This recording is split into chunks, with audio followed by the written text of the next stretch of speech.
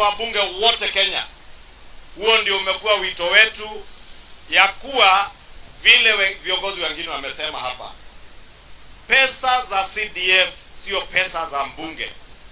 Pesa ya CDF ni pesa ambayo ni pesa ya maendeleo mashinani kwa constituencies, and therefore I want to encourage all of us as leaders to work in a way that all these national government and county government funds complement each other. Vile tunazungumza hivi, kuna watu wanafanya campaign ya kutoa hiyo pesa NGCDF, ati wabunge wasifanye kazi yoyote.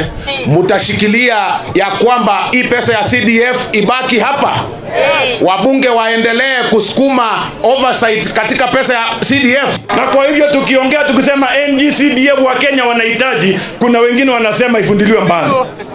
Ningetaka kuwauliza wa Kenya, mnataka turudi nyuma mahali tunaenda kupanga laini kwa ofisi ya waziri tukipembeleza tujengee mashule, tukipembeleza tununulie basi?